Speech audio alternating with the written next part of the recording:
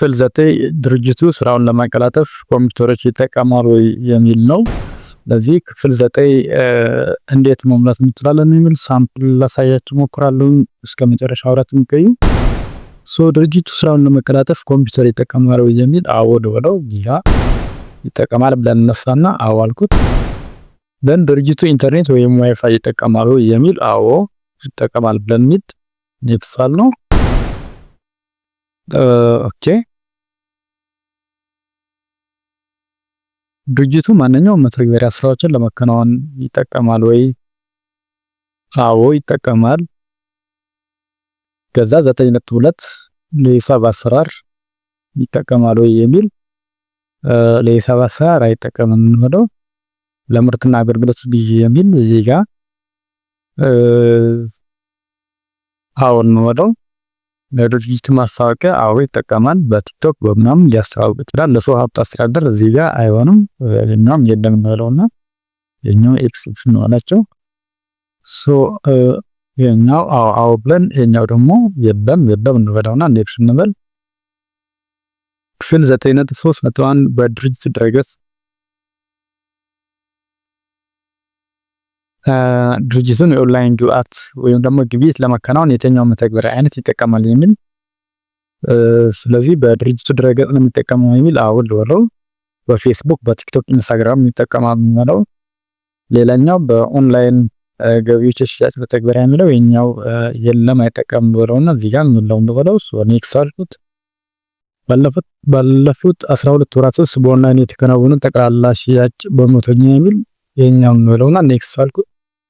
ድርጅቱ በመደበኛነት በ2017 ዓመተ ምህረት ዲጂታል ክያ መተግበሪያ ተግባራዊ አድርጓል የሚል አዎ ብለው ኔክስት አልኩት።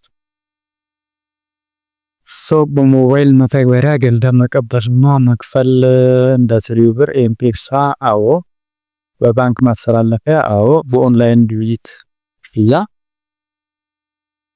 የኛው አይል ብለው ዲጋም አይል ብለው ኔክስት አልኩት። የደንበኝነት ኦንላይን አገልግሎት መሰጫም መልእክት መላወጫ ቪጋ የለውም ልበል። የዲጂታል መገበያያ ወይም ማስታወቂያ ቪጋ አዎ ነው። ሰው ሰራሽ ኤአይ ማሽን ለርኒንግ ቱልስ የለም። ለአገልግሎት አፈጣጥ የሚል የሞባይል መተግበሪያዎች አይል ብለው ዚያም አይል ብለው የለም ለማለት ነው።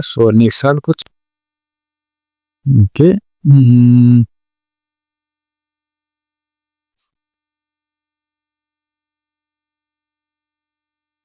ስለዚህ የመጨረሻው ፓርት 9.9 ይሆናል። ድርጅቱ የዲጂታል መተግበሪያዎች ለመጠቀም ሲጠቀም ያጋጠሙ ሶስት ዋና ችግሮች የሚል ነው።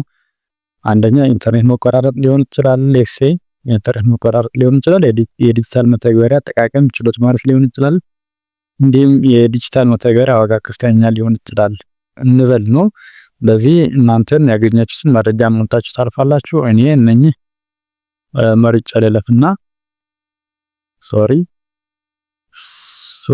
ይሄን በመምረጥ በቀጥታ ወደ ሰው የሚወስደኝ ወደ ቲናምበ። ስለዚህ ክፍል 10 ኮንስትራክሽን የሚመለከት ነው። ስለዚህ ገና ወይም በአመቱ የተደረገ ጥገና ወይም እድሳት ወይም ግንባታ ካለ ክፍል 10 እንሞላለን። ከሌለው ግን በቀጥታ ወደ ክፍል 11 ማለትም የግብር ከፋይ ቁጥር ያሳልፈናል።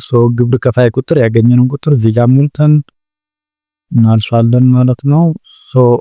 በዚህ መልኩ ክፍል 9 ማሙላት እንችላለን ማለት የኛው ትክክለኛ መረጃ አይደለም፣ ግን እንዴት የሚል ለእናንተ ቪዲዮ ለማድረስ ስለፈለኩኝ ነው። ስለተከታተላችሁኝ አመሰግናለሁ። ቀጣይ በሌላ ቪዲዮ እንገናኛለን። ማንኛውም አስተያየት ካላችሁ ኮሜንት ስራ አስቀምጡልኝ። አመሰግናለሁ።